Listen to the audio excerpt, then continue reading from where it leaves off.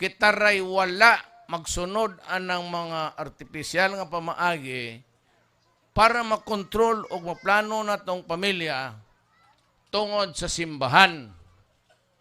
Maglagot gani ko ang kanano mga pari mo'y akong tulion. Magsige.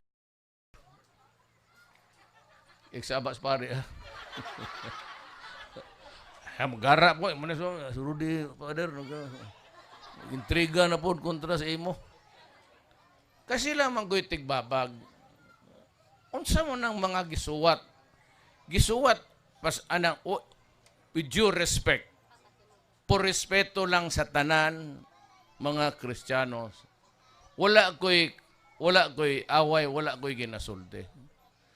Pero magsigig abre anang Biblia nga gibuhat na niadto 3,000 years ago. Gipangsuwat na sa mga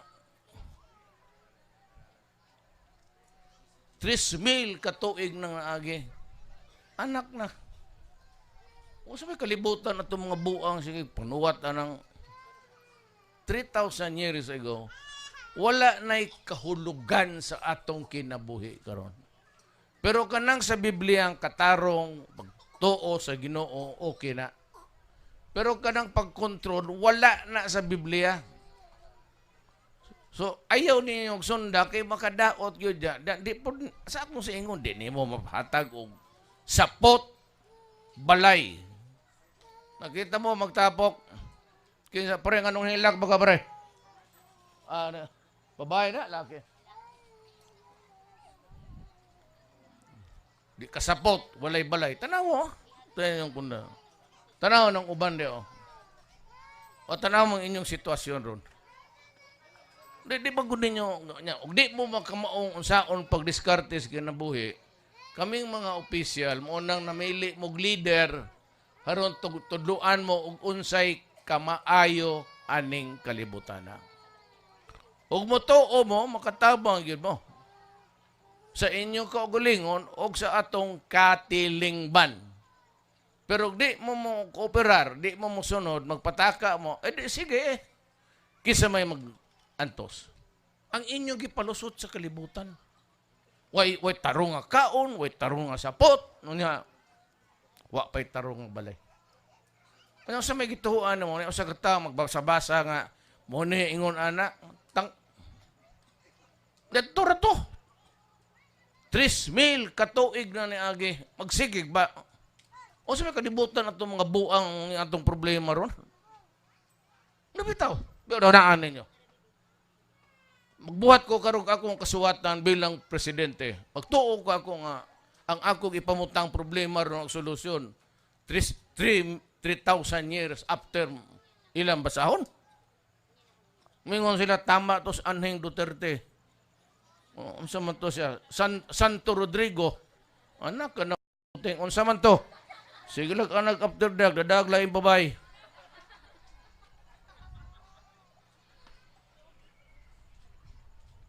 Tuo mo. Tuo mo. Kanang karong naipils. Wala gyud may problema sundo na. Nganong di man ninyo masunod?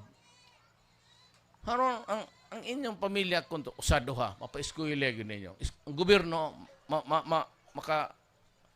maka-absorb pa ba? Pero magsirit-siritan tanan nga nasa pagkaon, patay ta. Hindi man kag 104 million. Mag-ihapag po 1, 2, 3, 4, 5. Sunod ugba ka pa mahuman? Ano nga na oh? Sige, sugo doon. 1, 2, 3. Kanya ipa 104 million. Sunod ugma pagka mahuman og pitik anang imong kamot og mag-ihap mo. Tanawa, pilar ko yung negosyo.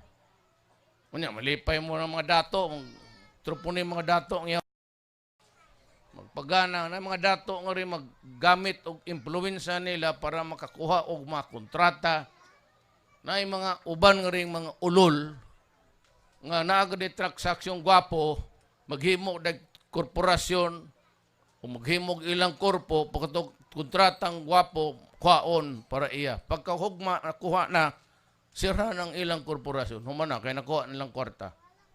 Mo na pamaagi sa mga ulol nga tawag na lang oligarchs. Naiuban online, sugal. Makuha nila kay mga pare, amigo, presidente, amigo, may senador, pirmahin eh, online, ang sugal, maro ka ng sugal sa ng video. Pag kuman, ang sigig patak ang wag ko kahibaw, pilay akong buwis nga nakolekta. Walay klaro. Ang mga dato lang ni mga tungod sa ilang puder ni adto o dili na sila mga kapit sa gobyerno. Mawala na. Kinahanglan bayad laban ni gyud ang mga dato. Di pa kay ko init ninyo. Kasi hudag di mo mayad.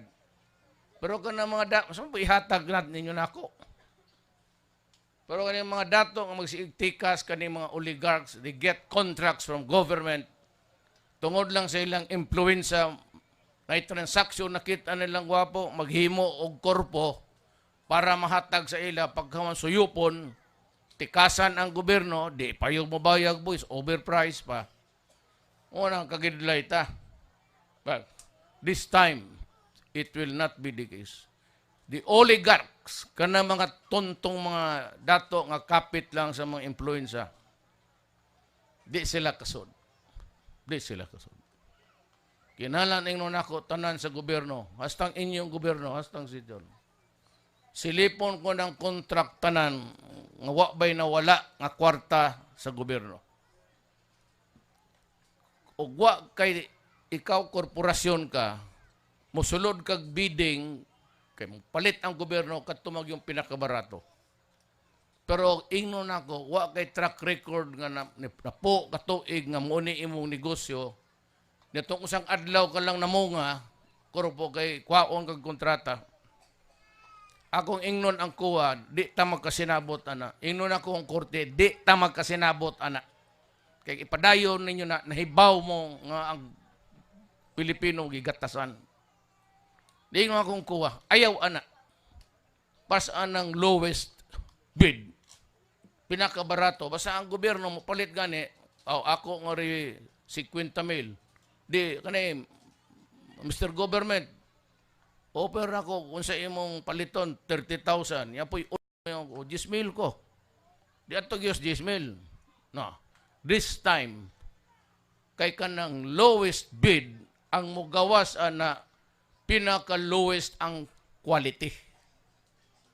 Ug buot pagpusil pat, pag 5 ka buto, wala na ng so alkanse ang gobyerno. Di na kumutuan na. Ingno na kung kuha ombudsman. Magtinarong ta dire. Ayaw insister anang mga balaod nga pabor sa mga negosyanteng tarantado. Kanang mga negosyanteng kawatan. Kanang mga negosyanteng nabuhi lang na sa kwartas Pilipino nagpalami. Tanang negosyo makuha nila kay amigam niya sa Presidente Duterte, ang anak ni Duterte na sa akong panahon. Sorry yun mo. Kinahanglan magtinarong pagtanaw na ako sa imong quality kaya di ko matuntos. 40 anyos ko sa gobyerno. Idungag ninyong akong pagka-fiskal, 50 anyos ko sa gobyerno. Ayaw kong ilara. O sana ko katanaw sa sitwasyon. Kasi magtanaw lang ko ninyo, hibaw na ko kung sa inyong problema. Usbon tanan. Usbon tanan. Tanan, negosyo, bayad gyud mog buwis. Tanang negosyo, ug unsay maayo. Mobaligya kas gobyerno kanang mudurar. Bagya kas gobyerno barat. Unya palami lang mo tanan. Magsige lang mo golf ka mga dato, sige mo larga gato sa Europa, kay inyong ginansya gapatak, murag metro sa taxi.